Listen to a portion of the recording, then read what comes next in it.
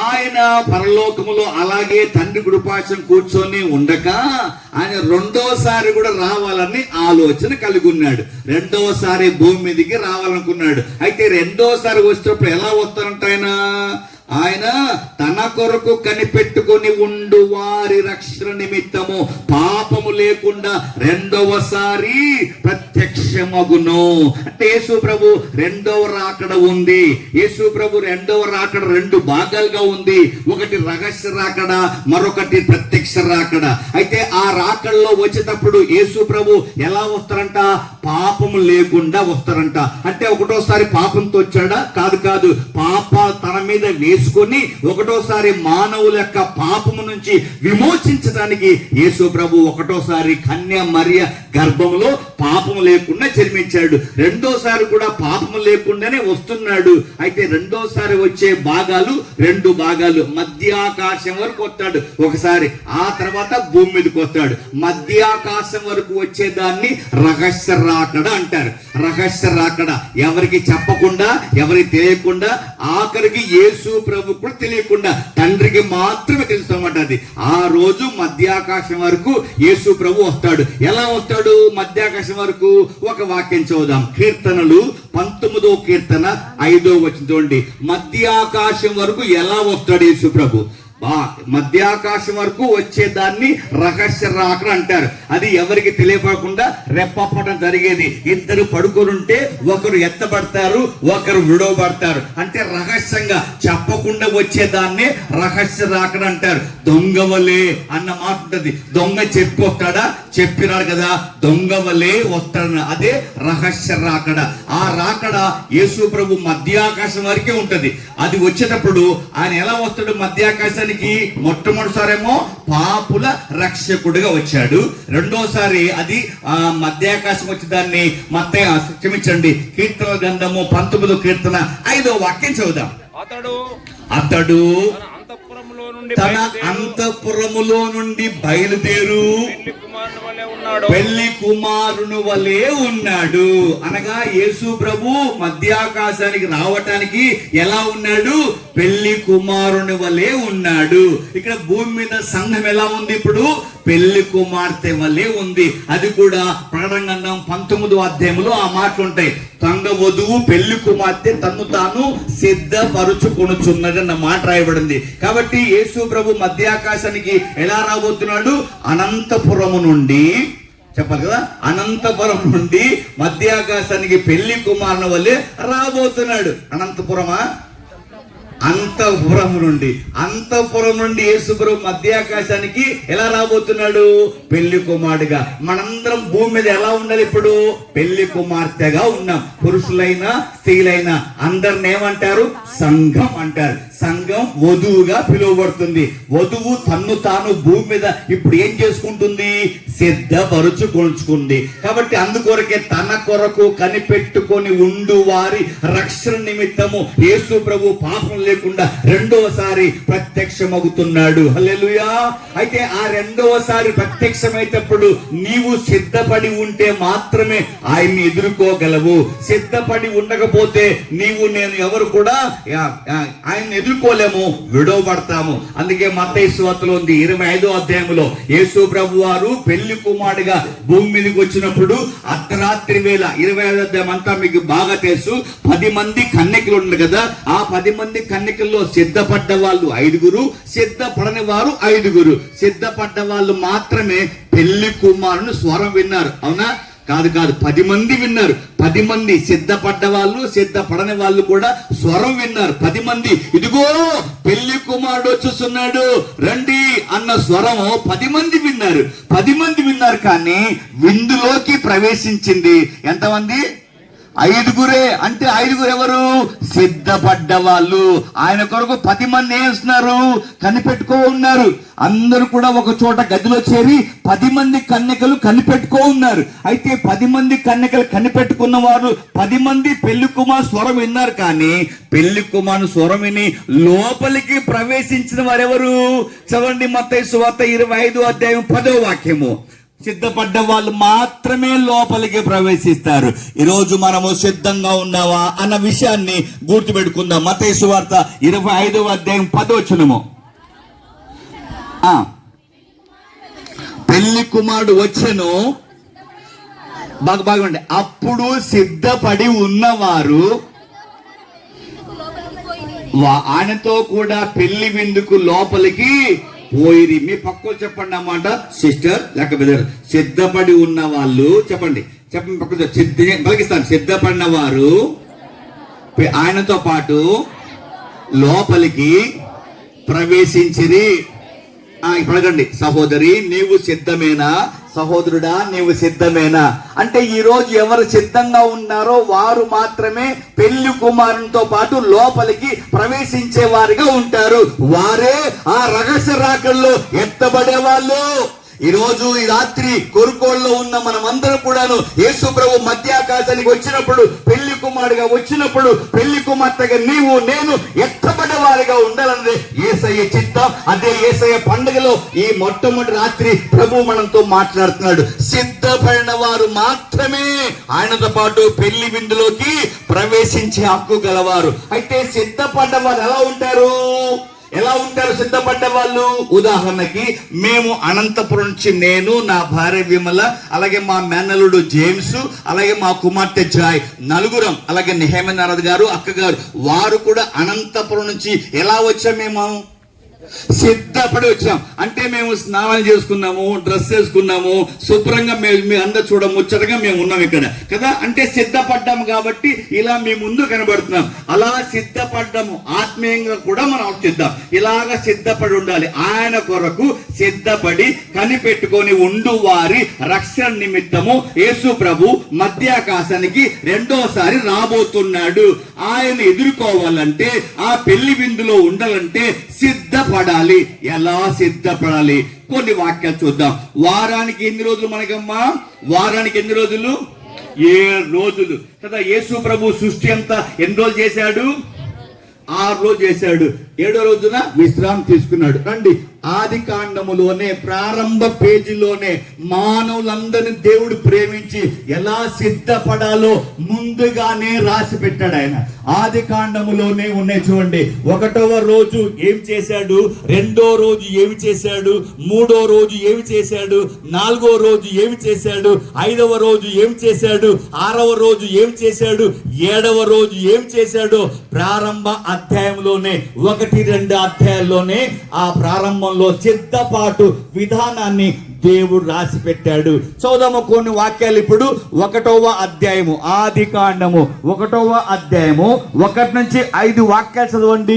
1వ రోజు జరిగిన సంభవము, ఈ అనుభవము ఎవరైతే కలిగి ఉంటారో, ఈ సిద్ధపాటుతో ఏ వ్యక్తి కలిగి ఉంటారో, ఏ కుటుంబం కలిగి ఉంటుందో, ఏ సంఘం కలిగి ఉంటుందో, ఈ రకమైన సిద్ధపాటు వారు యేసు ప్రభు మధ్యాకాశంగానే సంగమా ఆత్మ ఎక్కిరండి అనగానే ఆ పిలుపు విని మధ్యాకాశానికి రెప్పపాటున వెళ్ళిపోయే అవకాశం ఉంది. ఏ రోజో తెలియని రోజులు ఉన్నాము. ఈ రోజుల్లో అమెరికాలోను, అలాగే ఇజ్రాయెల్ దేశంలోను, ఇరాన్ దేశంలో యుద్ధాలు జరుగుతున్నాయి. అందుకే మనందరికీ ఆర్థిక ఇబ్బంది కలిగే రోజులు ఉన్నాం. ఏ రోజు ఏమి జరుగుతుందో గుండె ఆగిపోయే రోజులు, యాక్సిడెంట్లు, రకరకాల ప్రమాదాలు చూస్తున్నాం మనం. అకాల వర్షాలు, అకాల మరణాలు, ఇవన్నీ కూడా రాకడ ముందు జరిగే సూచనలు. యేసు ప్రభు మధ్యాకాశానికి వచ్చే ముందు జరిగే సంఘటనలే ఈ సంఘటనలు. రాజ్యం మీదకి రాజ్యము, ప్రజల మీదకి ప్రజలు లెక్కుస్తున్న రోజుల్లో మనం ఉన్నాం. కనుక ఇట్టి రోజుల్లో మనం భయపడక, కుంగిపోక, మనము సిద్ధపడి ఉంటే మనం మధ్యాకాశం వెళ్ళిపోతాము. అక్కడ 7 ఏళ్ళు పెళ్లి విందు, అక్కడ యేసు ప్రభుతో ఉంటాము. ఆ భాగ్యం కలిగి ఉండాలంటే ఇప్పుడు బతుకున్న మనము వాక్య ప్రకారంగా సిద్ధపడాలి. అలా సిద్ధపడతాం. చదవండి వాక్య భాగాన్ని.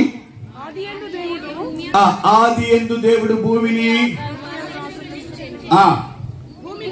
భూమి నిరాకరంగాను శూన్యముగాను ఉండెను, చీకటి అగాధ జలముల పైన కమ్మి ఉండెను, దేవుని ఆత్మ జలములపై అల్లాడుచుండెను.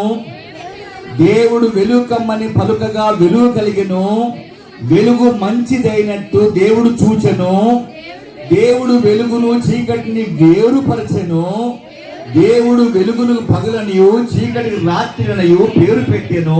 అస్తమయము ఉదయం కలగగా ఒకటో దినమాయెను. హల్లెలూయా. చెప్పలు కొట్టండి. మీ పక్క వాళ్ళు మెలుకోవడానికి ఇతర ఉండడానికి చెప్పలు కొట్టేవారు మాయంపడతాం. సరే, ఒకటో రోజు ఏం జరిగిందంట?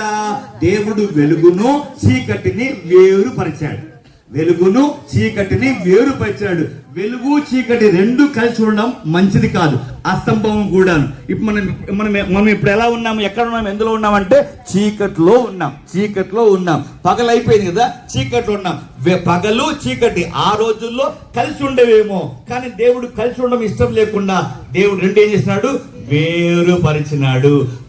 వెలుగుకు పగలనియు చీకటికి రాత్రిని పేరు పెట్టి ఒకటో దినమాయెను. అనగా వేరుపరుచుట అనుభవం ఏంటంటే, పగలు పరిశుద్ధ జీవితానికి సాదృశ్యము, రాత్రి పాపమునకు, చీకటి పాపమునకు సాదృశ్యం. అంటే పాపము పరిశుద్ధత కలిసి ఉండేది దేవుని చిత్తం కాదు. పరిశుద్ధులుగానే ఉండాలి, చీకటిగానే ఉండాలి. వెలుగేమో యేసు ప్రభు సాదృశ్యము, చీకటేమో సాతానుకు సాదృశ్యం. చీకటి అనగా యేసు ప్రభు సాతాను కలిసి ఉంటారు ఎక్కడరా? ఉండరు, అసాధ్యం కూడా. అట్లాగే వేరు పరుచుట అనుభవం ఏంటంటే, ఒకటవ సిద్ధపాటు మారు మనసు. పాపము లేకుండా జీవించుటయే మారు మనసు. అందుకే యేసు ప్రభు ఆయన రాకడ ఆలస్యం చేస్తా ఉన్నాడు. ఒక వాక్యం చూడండి, పేతురు రాసిన మొదటి పత్రిక 3వ అధ్యాయములో యేసు ప్రభు ఎందుకు రాకడను ఆలస్యం చేస్తున్నాడంటే, మనుషులందరూ కూడాను ఏం పొందాలంట? కొరుకోళ్ళ వారైనా, అనంతపురంలో ఉన్నవారైనా, ప్రపంచంలో ఉన్నవారైనా సరే, ఎవరైనా సరే అందరూ కూడాను ఆ మనసు కలిగి ఉండాలని పేతురుగా తన పత్రికలో 3వ అధ్యాయములో రాసిన చూడండి మాట. 3వ అధ్యాయము మేబీ 9వ వచనం. కాదమ్మ, క్షమించండి. మొదటి పత్రిక లేకుండా 2వ పత్రిక మేబీ 2వ పత్రిక 3వ అధ్యాయము 9వ వచనం. కొందరు ఆలస్యమని ఎంచుకొనుచు ప్రభు తన వాగ్దానం గూర్చి ఆలస్యము చేయువాడు కాడు, కానీ ఎవడును నశింపవలనని ఇచ్చయింపక అందరూ మారు మనసు పొందవలనని కోరుచు మీ యెడల దీర్ఘశాంతము కలవాడై ఉన్నాడు. హల్లెలూయా. దేవుని ప్రజలారా, ఈరోజు వాక్యం వినటానికి యేసయ్య పండుగలో వచ్చిన వారులారా, మధ్య ఆకాశానికి యేసు ప్రభు రెండోసారి రాబోతున్నాడు. అది ఏ రోజో ఎవరికి తెలియదు కనుక మనము సిద్ధంగా ఉండాలి. ఇదిగో మొట్టమొదటిగా మీరందరూ మారు మనసు పొందిన వారై ఉన్నారా? మారు మనసు పొందిన వారే సిద్ధపడిన వాళ్ళు. మారు మనసు అనగా మతం మార్చుకోవడం కాదు. మారు మనసు అనగా మనసు మార్చుకోవడము, అలవాట్లు మార్చుకోవడము, పద్ధతి మార్చుకోవడమే. మతం మార్చుకోకూడదు. ఎవరి మతం వారి దగ్గరే ఉంటుంది, ఎవరి కులం వారి దగ్గర ఉంటుంది, కానీ మనసు మాత్రం మార్చుకోవాలి. అలా మనసు మార్చుకున్న వారే రెండవ రాకల్లోని రహస్య రాకల్లో ఎత్తబడే అవకాశం ఉంది. నువ్వు సిద్ధమా సహోదరుడా, సహోదరి సిద్ధమా? మీలో ఇంకా ఎవరైనా మారు మనసు పొందని వారు ఉంటే, ఇదే అనుకూల సమయం గనక, ఇదే రక్షణ దినం గనక మనసు మార్చుకోండి. యేసయ్యా, నువ్వు మధ్యాకాశానికి పెళ్లి కుమారుడిగా వచ్చినప్పుడు, నీ స్వరం విన్నప్పుడు నేను మధ్యాకాశం రావడానికి మారు మనసు పొందుతానయ్యా అని ఒక తీర్మానం చేసుకోండి. అది మనసులో కలిగేది కాబట్టి, మనసులో నేను మారు మనసు కలిగి సిద్ధంగా ఉంటానని దేవునితో చెప్పండి. ఒక ప్రశ్న, మీలో ఎంతమంది మారు మనసు పొందే చేయటండి. ఒకసారి చూద్దాం. మారు మనసు పొందిన వారు మాత్రం చేయటండి. చెప్పండి. చాలా మంది మారు మనసు పొందారు. Very good. ఇంకా మారు మనసు పొందిన వారు మీలో ఉంటే ఇదే అనుకూలమైన కనుక మనసు మార్చుకోండి. ఒకటో రోజు యేసు ప్రభు ఏం పొందమన్నాడు? ఎలా సిద్ధపడ్డమన్నా అంటే మారు మనసు పొంది సిద్ధంగా ఉండండి. వెలుగు చీకటి కలిసి ఉండకుండా, పాపము అలాగే దేవుడు కలిసి ఉండకుండా ప్రత్యేకంగా ఉంటే మారు మనసు. రెండవ రోజు చూద్దాం. ఆది కాండము 2వ రోజు ఏమి జరిగింది చూద్దాము. 2వ రోజు ఒకసారి 6వ వచనం మొదలుకొని 8వ వాక్యాలు చదువుదాం. మరియు దేవుడు జలముల మధ్య ఒక విశాలమును, ఆ జలములను ఈ జలములను వేరుపరచగా కలికెను. దేవుడు ఆకాశమును చేసి విశాలము కింద జలములను, విశాలం మీది జలములను వేరుపరచగా ఆ ప్రకారం ఆయను దేవుడు ఆ విశాలమునకు ఆకాశమని పేరు పెట్టెను. అస్తమయమును ఉదయమును కలగగా రెండవ దినమాయను. చప్పలు కొట్టండి. హల్లెలూయా, హల్లెలూయా. సిద్ధపడ్డ వాళ్ళు మాత్రమే ఆయన అట్టి వారి కొరకు రెండోసారి రాబోతున్నాడు. ఎలా సిద్ధపడాలంటే, ఒకటి మేము ముందు ఫ్యాంట్ వేసుకుంటాం, ఇన్నర్లు మామూలుగా కనబడే ఫ్యాంట్ వేసుకుంటాం. ఒకటి మారు మనసు. రెండోది ఇక్కడ జలములు జలములు జలములు ఉన్నాయి. పైనేమో వెలుగు చీకటి వేరుపరిచాడు. రెండోదేమో ఆ జలములను ఈ జలములను, ఆ నీళ్లను ఈ నీళ్లను వేరుపరచను ఉంది. ఆకాశం పైన జలములు ఉన్నాయి, భూమి కింద జలములు ఉన్నాయి. అవి ఇవి కలిసి లేవు, వేరుగా ఉన్నాయి. అంటే జలములు బాప్తిస్మమునకు సాదృశ్యం. హల్లెలూయా. మొట్టమొదటి రోజే ఆది కాండములోనే దేవుడు ఈ మానవుడు సిద్ధపడిన విలాసన విధానాన్ని రాసి పెట్టాడు. మారు మనసు అనుభవం ఉండాలి. అదే ఒకటవ సిద్ధపాటు. రెండో సిద్ధపాటు మారు మనసు పొంది అలా ఉంటే సరిపోదు. మారు మనసు పొందిన ప్రతి ఒక్కరూ బాప్తిస్మం పొందాలి. చూద్దాం అన్నమాట. పేతురు రాసిన మొదటి పత్రికలోని 3వ అధ్యాయం ఇప్పుడు చూద్దాం. పేతురు రాసిన మొదటి పత్రిక 3వ అధ్యాయము 21వ వాక్యం చదువుదాం. 21వ వాక్యం. రెండోది, ఇంతవరకు సంతోషంగా మీరు మారు మనసు అనగానే అందరూ చేయెత్తారు. బాప్తిసం పొందిన వాళ్ళు చేయటం చూద్దాం ఒకసారి. బాప్తిసం పొందిన వాళ్ళు జ్యోతిర్మయ పొందలేదు, ఇంకా బాప్తిసం అందరు చేయొద్దండి. బాప్తిసం తక్కువ ఉన్నారు. ఈ యొక్క యేసయ్య పండుగలలో బాప్తిసం పొందని వాళ్ళు తీర్మానం చేసుకొని బాప్తిసం పొందండి. ఏ రోజు ఏమైపోతుందో తెలియని రోజు ఉన్నా, ఎప్పుడు ఎవరి గుండె ఆగిపోతుందో తెలియని రోజులోను కనుక మనము సిద్ధపడి ఉండాలి. ఎప్పుడు మరణించిన మధ్యాకాశంలో పెళ్లి కుమార్తెతో పెళ్లి విందులో ఉంటాము. అదే గొప్ప ధన్యత, అదే దేవునితో ఉండే గొప్ప భాగ్యం. కాబట్టి దాని కొరకు మారు మనసు పొందాలి. 2 బాప్తిసం పొందాలి. చూడన్నమాట 3వ అధ్యాయము 21వ వచనము. దానికి సాదృశ్యమైన బాప్తిస్మము, ఇప్పుడు మిమ్మును రక్షించుచున్నది. అదేదనగా శరీర మాలిన్యము తీసివేయుట కాదు. థాంక్యూ అమ్మా. ఆ బాప్తిస్మము మిమ్మల్ని ప్రేస్తుంది, రక్షించుచున్నది. కాబట్టి నమ్మి బాప్తిసం పొందిన వాళ్ళు రక్షించబడును, నమ్మని వానికి శిక్ష విధించబడును. కాబట్టి మీ చేతుల్లో ఉంది. శిక్ష కావాలన్నా రక్షణ కావాలన్నా మన చేతుల్లో ఉంది. రక్షించబడాలంటే మనం ఏం పొందాలి? బాప్తిసం పొందాలి. చిన్న వయసులో మా అమ్మాలికల్లో ఆటో నడుపుకున్న వ్యక్తి ఉన్నాడు. వాళ్ళకు కొడుకున్నాడు. ఆ పిల్లవానికి పాపం బోన్ క్యాన్సర్. లక్షలు ఖర్చు పెట్టినారు. కానీ అది ఇంకా నయం కావట్లేదు. ఒకవేళ వాళ్ళ నాన్న చూపిస్తూ నాన్న చనిపోయినాడు.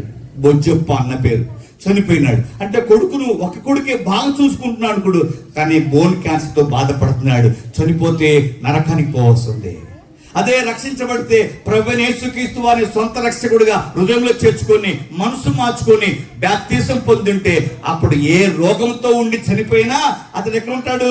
అబ్రహాము రొమ్మున ఉంటాడు. లాజరు భూలోకంలో రోగంతో ఉన్నాడు. భూలోకంలో చనిపోయినాడు. ఎక్కడ పోయినాడు? అబ్రహాము రొమ్ము ఉన్నాడు. ధనవంతుడు, అన్ని ఉన్నాయి, తింటా ఉన్నాడు, తాగుతా ఉన్నాడు, ఆడిందే ఆట, పాడిందే పాట, అన్ని చేశాడు. చనిపోయినాడు.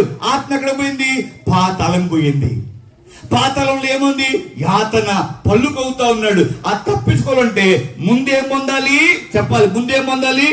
మారు మనసు. చెప్పండమ్మా, మారు మనసు. 2 బాప్తిస్మము. ఈ క్రమంలో మనం సిద్ధపడాలి. ముందు ఫ్యాంట్ వేసుకోవాలి, తర్వాత బైండ్ వేసుకోవాలి, తర్వాత చర్చు. ఇట్లా 1 by 1 వేసుకున్నప్పుడే సిద్ధపాటు. ఒకటి వేసుకొని నేను రెడీ రాయపోదామంటే ఒప్పుకుంటున్నా, నా భార్య షర్ట్ వేసుకోయ్యా అంటది కదా. కాబట్టి సిద్ధపాటు అనేది ఖచ్చితంగా అన్ని వేసుకుంటేనే సిద్ధపాటు. ఆ తర్వాత బ్యాగ్ తీసుకోవాలి, బైబిల్ తీసుకోవాలి, అలా రావాలి. అప్పుడే సిద్ధపాటు, ప్రసంగం చేసే అవకాశం. కాబట్టి 1 మారు మనసు, 2 బాప్తిసం. 3 చూద్దాం, త్వరగా పోదాం. 3వ రోజు ఏం జరిగిందో కొన్ని వాక్యాలు చూద్దాం. అన్ని చదువుతో సమయం సరిపోదు కాబట్టి మనం హద్దులో ఉన్న కదా మనం ప్రస్తుతానికి రండి. 9వ వాక్యం చదువుకున్న వాక్యం చదువుదాము. 9, 10, 11 చూద్దాం. ఆది కాండం 1వ అధ్యాయం 9, 10, 11. మరియు దేవుడైన యెహోవా చూపునకు రమ్యమైనది చూపునకు రమ్యమైనది ఆహారమునకు మంచిదైన ప్రతి వృక్షమును. క్షమించము 1వ అధ్యాయము 9వ వచనమే. 1:9. దేవుడు ఆకాశము కిందున్న జలములను దేవుడు ఆకాశము క్రిందనున్న జలమును ఒక చోటనే కూర్చోబడి 6 నెలల కన్నముగా కాని పలుకగా ఆ ప్రకారం ఆయను. దేవుడు 6 నెలలకు భూమి అని పేరు పెట్టెను. జలరాశికి ఆయన సముద్రములని పేరు పెట్టెను. అది మంచిదని దేవుడు చూచెను. దేవుడు గడ్డిని విత్తనములిచ్చు చెట్లను భూమి మీద తమ జాతి ప్రకారము తమలో విత్తనములు గల ఫలవృక్షములను భూమి మొలపించును గాక అని పలకగా ఆ ప్రకారం ఆయను. చాలమ్మా, థ్యాంక్ యూ అమ్మగారు, బాగా చదువుతున్నారు. ఆ ప్రకారం ఆయన. ఇది 3వ రోజు, అంటే ఫలములు ఫలించును గాక, విత్తనం చెట్లు ఫలం ఫలించును గాక అని 3వ రోజు దేవుడు ఆ ప్రకారం కలగగా 3వ దినం ఆయను. అది మంచిది దేవుడు చూచాడు. కాబట్టి 3వ రోజు, 1వ రోజు త్వరగా వెళ్ళిపోతున్నాను. 1వ రోజు చెప్పాలి. 1వ రోజు మారు మనస్సు, 2వ రోజు బాప్తిస్మము, 3వ రోజు ఆత్మఫలము. అందుకే గలాతీ పత్రిక 3:21 ఉంటుందా, 5:20 ఉంటుంది. ఏమని ఉంటుంది 5:21లో? ఆత్మఫలము ఏమనగా, చెప్పాలి, ఆత్మఫలము ఏమనగా 1 ప్రేమ, సంతోషము, సమాధానము, దీర్ఘశాంతము, దయాళత్వము, మంచితనము, విశ్వాసము, సాత్వికము, ఆశ, నిగ్రహము. ఫలం ఒకటే, అందులో 9 భాగాలు. ఫలము ఒకటే, అదే ఆత్మ ఫలము. ఈ ఫలం మనం ఫలించువారిగా ఉండాలి. అందుకే మీరు బహుగా ఫలించడం వలన నా తండ్రి సంతోషపడును. ఏ వ్యవసాయకుడైనా సరే ఈ చెట్టు వేసుకున్నాక ఆ చెట్టు ఫలించకపోతే ఆ ఇంటి వ్యక్తి సంతోషపడతాడా? పడడు కదా. అట్లాగే నేనందరూ కూడా చెట్లతో సమానము. దేవుడు మనం చెట్లుగా చేసి మనము ఏ ఫలం ఫలించాలి? మామిడి ఫలం కాదు, లేక ఇంకో ఫలం కాదు, కానీ ఆత్మ ఫలము. మనలో ప్రేమ కనబడాలి. ఈ రోజుల్లో ప్రేమ లేదు. అన్నదమ్ముల మధ్య ప్రేమ లేదు, భార్య భర్త మధ్య ప్రేమ లేదు. ఎంత ఆస్తి కోసం గొడవలు, ఎన్ని రకాలుగా. నేను మారుమనసు పొందాను, బాప్తిసం పొందాను, కానీ నాదే అనేటువంటి వాదముతో కొట్లాడుకుంటున్న రోజుల్లో మనం ఉన్నాం. కాబట్టి ప్రేమ లేకపోవటమే అంత్యములో ఒక విధానమైనటువంటి సూచన. రాయబడిన మాట ఏంటంట? అక్రమము విస్తరించు చేత ప్రేమ చల్లారును. కాబట్టి అంత్య దినములలో ప్రేమ చల్లారిపోతుంది. అలాగే ఆత్మఫలంలో ఇంకోటి అంటే విశ్వాసము. ఈ రోజుల్లో విశ్వాసము కనబడట్లేదు. మైసూరు బజ్జీ, దాని పేరు ఏం పేరు? మైసూరు బజ్జీ. మైసూరు ఉండడంలో ఉండదు కదా. నేతి బీరకాయ, నెయ్యి ఉండదు. అట్లా పేరుకు మాత్రం మైసూరు బజ్జీ, మైసూరు ఉండదు. అలాగే పేరుకు మాత్రం విశ్వాసం ఉండట్లే. ఈ మధ్యలో విశ్వాసులు ఎలా ఉన్నారు? కొన్నిసార్లు అదే విశ్వాసం అదొక పిశాచి అంటా ఉన్నారు కొంతమంది పట్టుకొని. అంటే వాళ్ళ ప్రవర్తన బట్టి, వారి విధానం బట్టి, అబ్బో ఆ పిల్లల నోట్లో నోరు వేయకున్నాయన, ఎవరి నోట్లో వేసినా అబ్బో ఆ వదిననా, చూనికి వదినే గాని ఆ నోరు పెంటనాయను, అబ్బో ఆ అన్ననా, అమ్మో సామాన్యుడు కాదు, కలుపుకుంటే చాలైనా ఇంతెత్తి కుట్టాడు, ముక్కు మీద కోపం అన్నకి. ఇట్లా మాట్లాడుతున్న సంఘాలలో విశ్వాసులను కూర్చి. అంటే విశ్వాసులే కానీ విశ్వాసులో ఏం లేదు, విశ్వాసం లేదు. అందుకే బైబిల్ ఉంటుంది, అంత్య దినములలో విశ్వాసుల్లో విశ్వాసం కనుగొందునా. అంటే విశ్వాసం ఎత్తిపోతుంది. ఎందుకని? సమస్యలు, శ్రమలు, నిందలు, అవమానాలు తట్టుకోలేక ఏం విశ్వాసం లేయా, ఏమి లేని మనిషి విశ్వాసం సన్నగిలుతున్నాడు. కాబట్టి 3వ రోజు ఆత్మఫలము కలిగి ఉండాలి. 9 భాగాలు అవన్నీ మనలో కనబడాలి. అవి కనబడినప్పుడే మనం ఏమైనట్టు చెప్పాలి, మనం ఏమైనట్టు సిద్ధపడినట్టు. 1 మారు మనసు, 2 బాప్తిస్మము, 3 ఆత్మఫలం, పరిశుద్ధాత్మ ఫలం, 4వది 2కి చెప్పేస్తాను, టైం చాలు కాబట్టి. 4వ రోజున సూర్యుణ్ణి, చంద్రుణ్ణి, నక్షత్రాలని సృష్టించాడు. అవి ఆకాశములో ఉన్నాయి. అన్ని ఎక్కడ ఉన్నాయి? 4 కూడాను ఒక్క చోటే ఉన్నాయి. సూర్యుడు వచ్చి ప్రభుని యేసుక్రీస్తు వారికి సాదృశ్యము, నక్షత్రాలు వచ్చి ఆ దేవుని పిల్లలకు సాదృశ్యము, చంద్రుడు వచ్చి పరిశుద్ధాత్మకు సాదృశ్యం. నీతి సూర్యుడు యేసు ప్రభు అన్న మాట ఉందా? బైబిల్ ఉంది అన్నమాట. మత్తయి సువార్తలో ఉంటుంది నీతి సూర్యుని రెక్క, సరే మలాకిలో ఉంటుంది చూడమాట, మలాకి చివరిలో ఉంటుంది ఆయన నీతి సూర్యుడు మీకు ఉదయించును, ఆయన రెక్కలు మీకు ఆరోగ్యము కలగజేయును.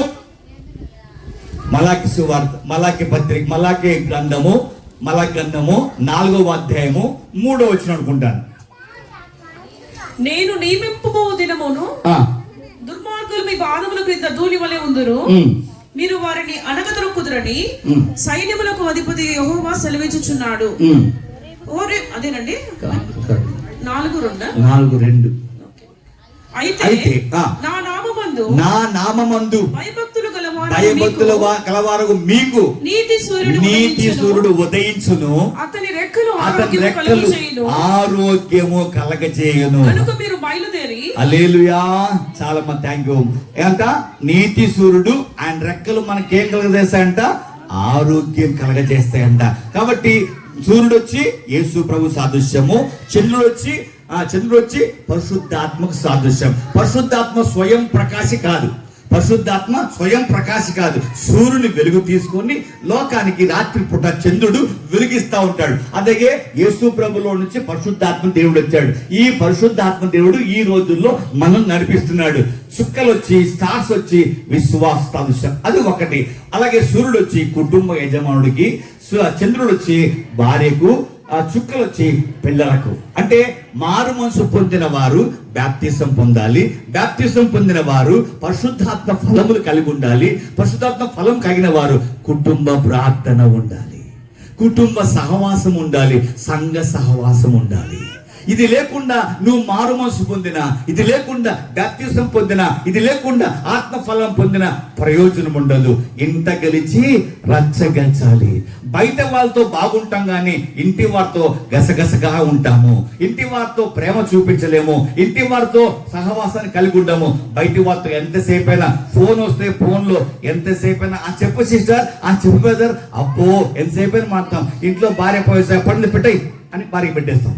ఇంట్లో వాళ్ళతో మాట్లాడంటే విసుగు, ఇంట్లో వాళ్ళతో మాట్లాడంటే అంత ఇష్టం ఉండదు. బయట వాళ్ళతో ఎంతసేపు అయినా అప్ప అన్న, చెప్పన్న, వదిన, బావ, అక్క, రే మామ ఎంతసేపు అయినా మాట్లాడతాం. కానీ ఇంట్లోంచి ఫోన్ బయట పెట్టే వస్తువులే కదా. ఇట్లాంటి లోకంలో మనం ఉన్నాం. కాబట్టి కుటుంబ సహవాసం మనకు చాలా ప్రాముఖ్యము. తర్వాత సంఘ సహవాసం కూడా అంతే ప్రాముఖ్యం. కాబట్టి ఆ 3 ఎక్కడ ఉన్నాయి? ఆకాశములో ఉన్నాయి, కలిసి ఉన్నాయి. కాబట్టి 4వ రోజున కుటుంబ సహవాసం ఉందా? 4వ రోజున సంఘ సహవాసం ఉందా? 1 మారు మనసులను సిద్ధపాటు కలిగి ఉన్నావా? 2 బాప్తిస్మ సిద్ధపాటు కలిగి ఉన్నావా? 3 పరిశుద్ధాత్మ ఫలం అనేటువంటి ఆ సిద్ధపాటు కలిగి ఉన్నావా? 4 కుటుంబ సహవాసం అనేటువంటి సిద్ధపాటు కలిగి ఉన్నావా? 5వది 1వ అధ్యాయము 5వ అధ్యాయం 5వ విషయం ఏంటంటే 20 వచనం మొదలుకొని 23 వరకు ఉంటుంది.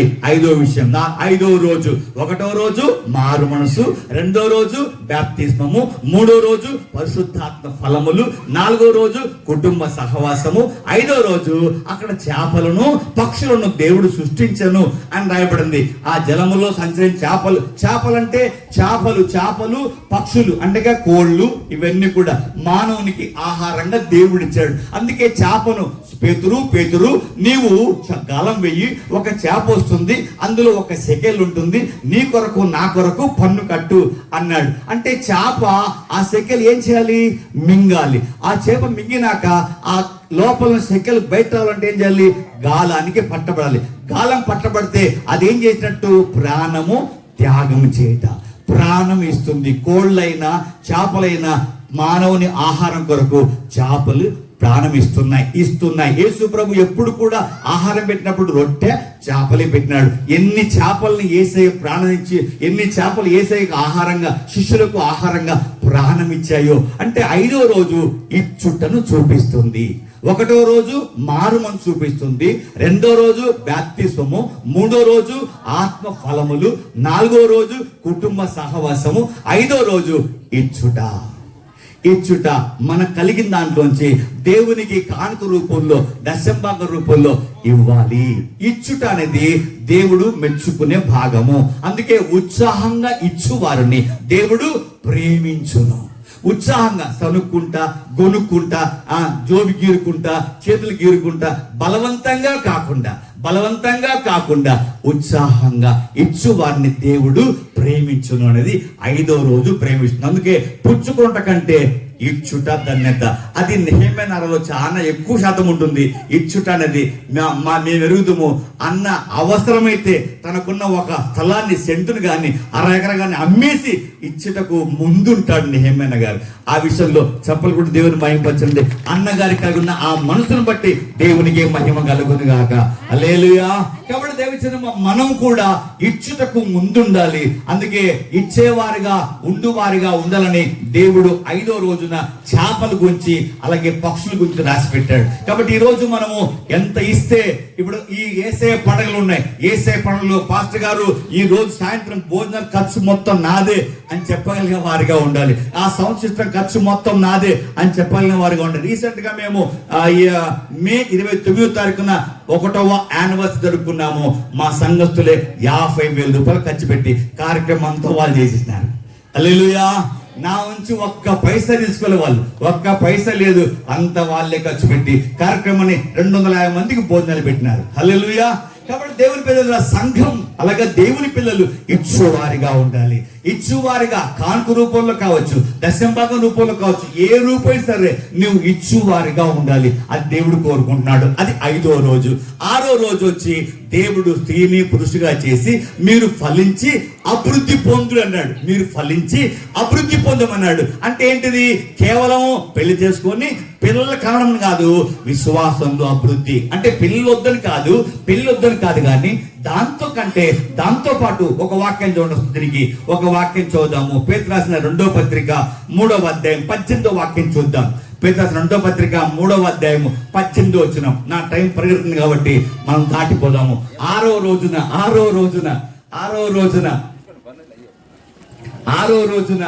ఏమి చేయాలి? 3వ అధ్యాయం 18వ వచనం. మన ప్రభువును రక్షకుడునైన యేసుక్రీస్తు అనుగ్రహించు కృపయందును జ్ఞానమందును అభివృద్ధి పొందుడి. చెప్పగొట్టండి ఒకసారి. హల్లెలూయా. ఇక్కడ చూడమ్మా, జ్ఞానమందును ముందు ఆయన కృపయందును జ్ఞానమందును అభివృద్ధి నొందుడి. ఆయనకు ఇప్పుడును యుగాంత దినం వరకును మహిమ కలుగును గాక. హల్లెలూయా. హల్లెలూయా. ఒకసారంట మీరు సీరియస్ గా ఉండకుండా, ఒకసారంట ఇద్దరు ఆడపడుచులు, వదిన ఆడబిడ్డలు ఇద్దరు ఒకలాగా కార్యక్రమంకి వచ్చారంట. ఆ కార్యక్రమం వస్తే ఆ కార్యక్రమంలో వదిన చాలా దిగులుగా ఉందంట. ఆడబిడ్డ ఉండి, ఏం వదిన దిగులుగా ఉన్నామంటే, అదే మా పిల్లోడు 10 ఏళ్ళు అయింది ఆ పిల్లోడికి, వాడు నోట్లో ఏలు పెట్టుకొని ఇట్లా పెట్టుకున్నాడు, జుక్కుతూనే ఉంటాడు, మానిపిద్దామన్న చేత కానే కలదనంట. ఆ వదిన ఉండి ఒక ఐడియా ఇస్తాను నీకు, నేను ఆ పని చెయ్యి తగ్గిపోతానంట. సరే, మరొక ఫంక్షన్ కలిసినప్పుడు ఈమె సంతోషందంట. ఏం వదిన సంతోషం అంటే, మా కొడుకు నోట్లో ఏలు పెట్టి దులుపుకుతా ఉండేది మానేశాడే అన్నాడు. ఏం చేసినావు అని అంటే, మీరు చెప్పండి ఏం చేసింటుంది ఆమె? నోట్లో ఏలు పెట్టుకొని మానిపించింది. ఎప్పుడు దుబ్బుతా ఉంటుంది అనమాట, అది దుబ్బుతా ఉంటాడు, అది మానిపించింది. ఏం చేసింటుంది ఆమె? మీరు చెప్పండి ఏం చేసింది? నోట్లో ఏలు పెట్టి మానిపినికి ఏం చేసింటుంది? ఆ పెద్ద ఆయన కోసి కారం పెట్టిందంట, ఏలు కోసి కారం పెట్టిందంట. ఇంకా మీరు ఇంకా వేరే వాళ్ళు చెప్పండి, మీకు చేయలేదా? మీ పిల్లల మీ పాపడికి అట్లా నిలబెట్టుకుంటే మానిపించినారా? పాలు ఎక్కువ తాగుతుంటే మానిపిస్తారు కదా. ఏం చేస్తారు? కొంతమంది యాపాకు పెట్టి రకరకాలు చేస్తూ ఉంటారు. ఆయనేమో కోసి కారం పెడుతున్నాడు ఏలికి. అయితే ఆమె ఇచ్చిన ఐడియా మాత్రము ఏం చెప్పిందంటే, ఏం లేదే, ఆ లాగు ఫ్యాంట్ కదా జారిపోయినట్టు కుట్టు.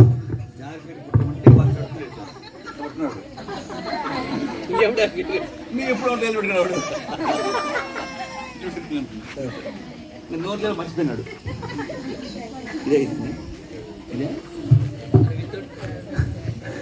అంటే నోట్లో ఏలు పెట్టుకో మానేసినాడు. ఎందుకని? ఏం కొట్టలే, వాటికి కారం వేయలే, ఏలు కొయ్యలే, యాపకు పెట్టలే, ఏం పెట్టలే. ఒకటి వేసింది, లాగు ఫ్యాంటు జారిపోయిన కుట్టింది, వాటిని పడుకున్న పైకి మర్చిపోయింది దానికి. అంటే సులువుగా హాని పరచకుండా, గాయం రేపకుండా సులువుగా ఆ బాబును మానుకులా చేసిన ఉపాయము దేవుని ఆలోచన ప్రకారం వచ్చింది. కాబట్టి మనం ఇప్పుడు యేసు ప్రభు రెండోసారి మధ్యాకాశంకి వస్తున్నాడు. సుమా, మధ్యాకాశంకి వస్తున్నాడు. సంగమా, ఆత్మ ఎక్కిరా అంటాడు. నువ్వు సిద్ధంగా ఉంటే, సిద్ధపడ్డ వాళ్ళు మాత్రమే ఆ పెళ్లి విందులో ప్రవేశించే అవకాశం ఉంది. కాబట్టి సిద్ధపడకపోతే పెళ్లి విందులోకి ప్రవేశం లేదు. ఎలా సిద్ధపడాలి? 1 మారు మనసు పొంది, 2 బాప్తిజం పొంది, 3 ఆత్మ ఫలములు ఫలిస్తూ, 4 కుటుంబ సహవాసం కలిగి ఉండి, 5 ఇచ్చువారిగా ఉండి, 6 కృపయందును జ్ఞానమందు అభివృద్ధి పొందాలి. ఈ రోజుల్లో యేసుక్రీస్తును కూర్చున్న జ్ఞానము తక్కువగా ఉంది. అలాంటి రోజుల్లో అందుకే ఓషి అంటాడు, అయ్యా దేవుని కూర్చున్న జ్ఞానము సంపాదించుకుందాం రండి అన్న పిలుపు బైబిల్లో ఉంది. కాబట్టి కృపయందును జ్ఞానమందు ఏం కావాలి? అభివృద్ధి చెందాలి. హల్లెలూయా. అందుకే మనం అనేక పాటలు పాడుతుంటాం. ఇందాక సౌద్ పాట పాడినాడు. ఏ పాట పాడినాడు ఆరాధనలో?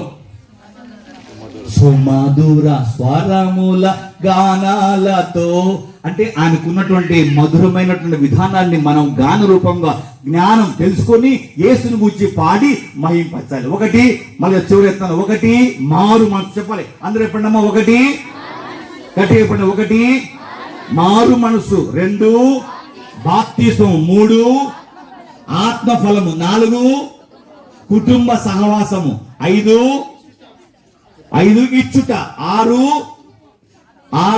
అభివృద్ధి పొందుట, కృపయందు జ్ఞానమందు అభివృద్ధి పొందుట, 7 యేసయ్య 6 రోజులు పనిచేసి 7వ రోజున ఏం చేసినాడు? విశ్రమించెను. అదే విశ్రాంతి దినము.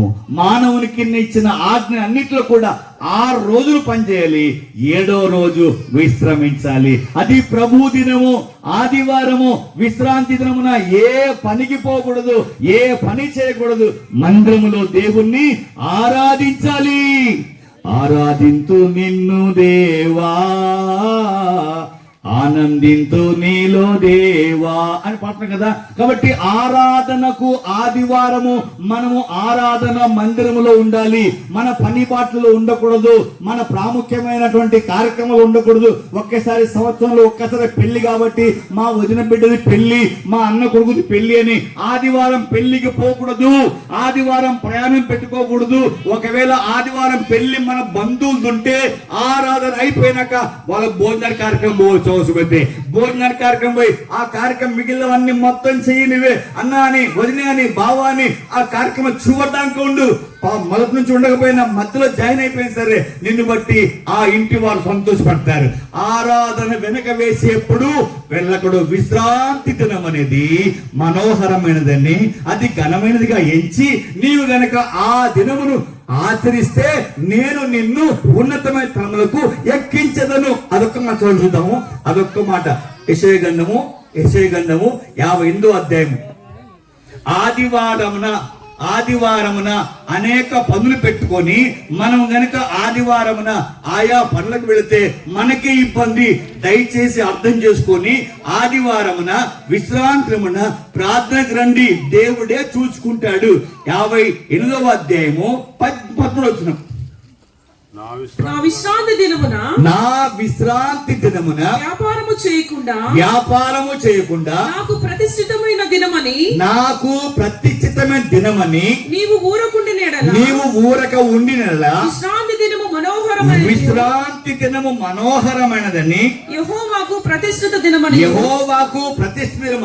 ఘనమైనదని అనుకొని దానిని విశ్రాంతి దినమును, ప్రభు దినమును, ఆదివారమును నీవు ఘనముగా ఆచరించిన ఎడల నీకు ఇష్టమైన పనులు కూడా చేయకయు, వ్యాపారం కూడా చేయకయు, లోక వార్తలు కూడా చెప్పుకొనకై ఉండేలా నీవు యెహోవా యందు ఆనందించెదవు. దేశం యొక్క ఉన్నత స్థలముల మీద నేను నిన్ను ఎక్కించెదను. హల్లెలూయా. I am the responsibility about your life. I am the responsibility about your education. I am the responsibility about your whatever it may be. ఏవైతే ఉన్నా సరే అవన్నిట్లో నీవు ప్రభు దినమును, ఆదివారమును గైకొంటే, ఆచరిస్తే నేను నిన్ను ఉన్నతమైనకి ఎక్కిస్తా అంటున్న దేవుడు. అంత రెస్పాన్సిబిలిటీ దేవుడు నీకు ఇస్తే ఆదివారం మందిరం ఉండకుండా నువ్వు పెళ్లికి పోతావా? ఆదివారం మందిరం ఉండకుండా నువ్వు పనికి పోతావా? వ్యాపారం పోతావా? ఆలస్యంగా వస్తావా? నీ చేతిలో నీవే నీ జీవితాన్ని పాడు చేసుకున్నా. ఈ యేసయ్య పండుగల్లో యేసయ్యతో మాట్లాడుతున్నాడు. ఆదివారమున ఎటువంటి పరిస్థితుల్లో ఏ విధము చేత ఆ దినాన్ని నువ్వు ఘనంగా ఎంచకపోతే నష్టం నీకే. అనంతపురంలో అరుణోదయ అని హోటల్ ఉంది. అన్న పేరు చంద్రశేఖర్ రెడ్డి. అన్న ప్రభుత్వం కుటుంబ సమేతంగా రోజుకు 1000 రూపాయలే వాళ్ళకి బిజినెస్, మామూలుగా ఉండదు. అనంతపురం రండి మీరు, అనంతపురంలో అరుణోదయ హోటల్ దగ్గర రండి. అది ఆదివారం ఎప్పటికి డోర్ వేసి ఉంటుంది. ఆదివారం చలం. ఆదివారం 1000 రూపాయలు, 1,00,000 రూపాయలు వాళ్ళ వ్యాపారం జరిగిన ఆదివారం మాత్రం వారు హోటల్ తీయరు. అది ప్రభువు నమ్ముకున్న వారి యొక్క, మారు మనసు పొందిన వారి యొక్క జీవితం, బాప్తిసం పొందిన వారి జీవితము. వారు ప్రభువుకి ఆదివారానికి అంత ప్రాముఖ్యత ఇస్తున్నారు. హల్లెలూయా. నీవు నేను కూడా కుటుంబ సమేతంగా ఆదివారం మందిరంలో ఉంటే దేవుడే మీ కుటుంబం, మీ వ్యవసాయం కావచ్చు, పంట కావచ్చు, చదువు కావచ్చు, ఆరోగ్యం కావచ్చు, అది ఏదైనా సరే ఆయనే బాధ్యత తీసుకొని సహాయం చేయువాడిగా ఉంటాడు. హల్లెలూయా. అందుకే నిన్ను మాత్రమే నే నమ్మానయ్యా, నీవు మాత్రమే నా ధైర్యం యేసయ్యా, నీ బాహుబలమే నడిపించును, నా స్థితులన్నిటినీ సరిచేయును. ఏ పైతే సరే ఆయనే సరిచేస్తాడు. ఆ సరిచేయాలంటే నీవు ఆయనకు అందుబాటులో ఉండాలి. కాబట్టి 1వ రోజున సిద్ధపడ్డ వాళ్ళు, మధ్యాకాశానికి ఎక్కే వాళ్ళు సిద్ధపడ్డామంటే 1 వాళ్ళలో మారు మనసు ఉండాలి, 2 బాప్తిసం ఉండాలి, 3 ఆత్మఫలం ఉండాలి, 4 కుటుంబ సహవాసం ఉండాలి, 5 ఇచ్చువారిగా ఉండాలి, 6 అభివృద్ధి పొందువారిగా ఉండాలి, 7 ప్రభు దినమును పాటించువారిగా ఉండాలి. ఈ 7 రకాలుగా ఎప్పుడు సిద్ధపడి ఉంటారో, ఎవరు సిద్ధపడి ఉంటారో మధ్యాకాశానికి పెళ్లి కుమారుడిగా యేసు వచ్చినప్పుడు పెళ్లి కుమారుడు స్వరమినగానే ఉన్న బలంగా అందరూ మధ్యాకం చేరిపోయి ఆ 7 ఏళ్ళ పెళ్లి విందులో ఉంటారు. యేసు రాజుగా వచ్చుచున్నాడు, భూలోకమంతా తెలుసుకుంటారు.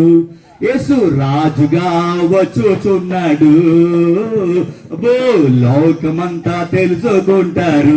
రావి కోటి తేజుడు రమ్యమైన దేవుడు, రావి కోటి తేజుడు రమ్యమైన దేవుడు రారాజుగా వచ్చుచున్నాడు. యేసు రారాజుగా వచ్చుచున్నాడు, యేసు రాజుగా వచ్చుచున్నాడు. అదో లోకమంతా తెలుసుకుంటారు, యేసు రాజుగా వచ్చుచున్నాడు. అదో లోకమంతా తెలుసుకుంటారు. హల్లెలూయా. కనుక ఈరోజు యేసు ప్రభువు 2వసారి యేసయ్య పండుగలోకి వస్తున్నారట. వచ్చేవారు ఎవరైతే సిద్ధంగా ఉంటారో వారు మాత్రమే మధ్యాకాశం పెళ్లి విందులో ఉంటారు. చివరిగా అందరూ చెప్పండి, అందరూ చెప్పాలి. 1, 2, 3, 4 కుటుంబ సహవాసం, 5 ఇచ్చుట, 6 అభివృద్ధి పొందుట, 7 ప్రభు దినము కొరకు ప్రతిష్ఠించుకొనుట. చెప్పలు కొట్టేవారు మాయింపడతాము. హల్లెలూయా. ఈ అవకాశం ఇచ్చిన పాస్టర్ గారికి ఈ వినబడిన మాటలన్నీ దేవుడు దీవించి ఆస్వాదించును గాక. ఆమేన్.